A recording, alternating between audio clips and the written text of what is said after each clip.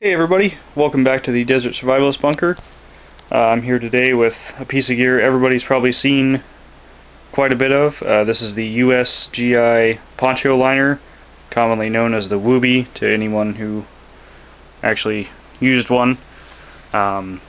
This is kind of a slightly more uncommon variant just because there haven't been that many surplused. This is the Marine Corps issue in the Marpat digital, but it is reversible, and it also just has the Marpat camo on one side and Coyote Brown on the other. Yes, that is Coyote Brown. It just doesn't show up too well under this light, but it is pretty brown once you bring it out.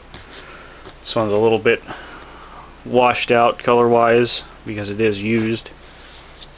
It's got the it's got the data tag on there. Kind of hard to get any focus on here, but it's the liner poncho reversible woodland Marpat and Coyote Marine Corps 2008 contract date. This is an invaluable piece of gear if you're a prepper. These were originally issued, tested and issued in the very early 60s. They had kind of a I don't want to say jungle camo, but kind of a leaf camo pattern. Then they went to what was called the ERDL jungle, kind of the wavy jungle pattern.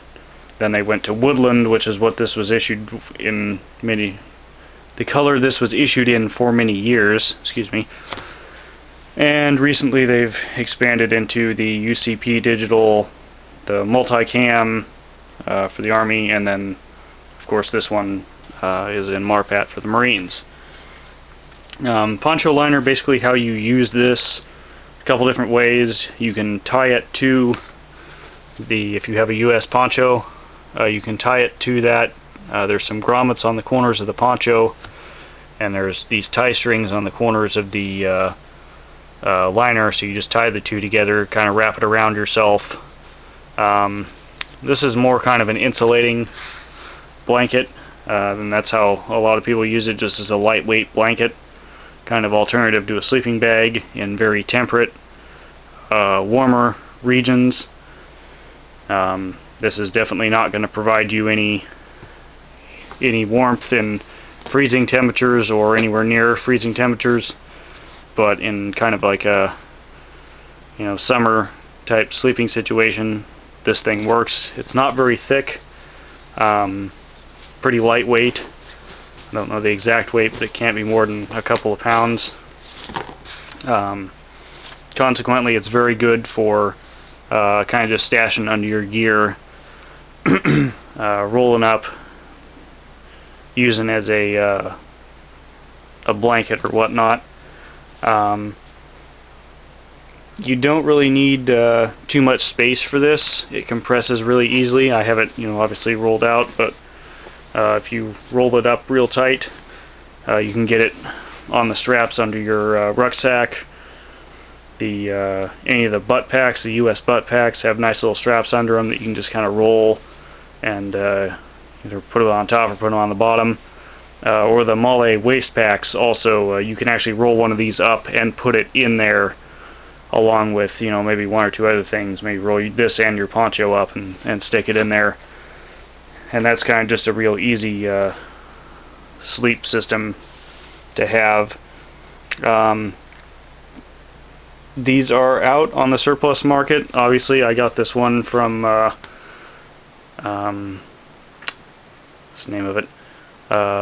Uncle Sam's Retail Outlet, which is like the military's surplus site where they sell all the extra gear. Excuse me.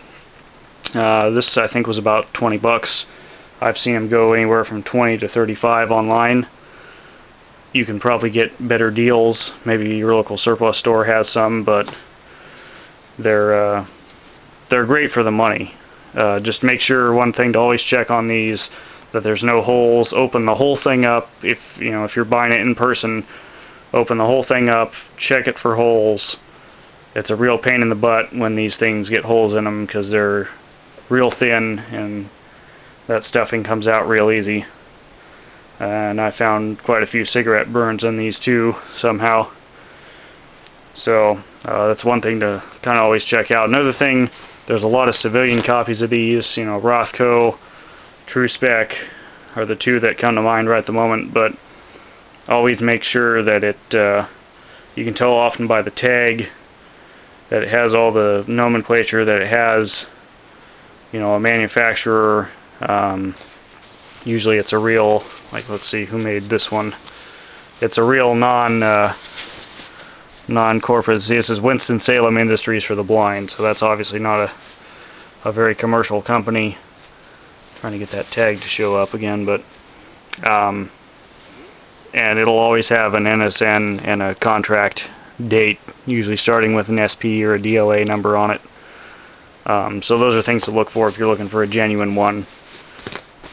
But feel free to like, comment, and subscribe to the channel if you haven't already. If you got friends that like military gear, send them on over, and maybe they'll find something of interest that they haven't seen before. Thanks, guys.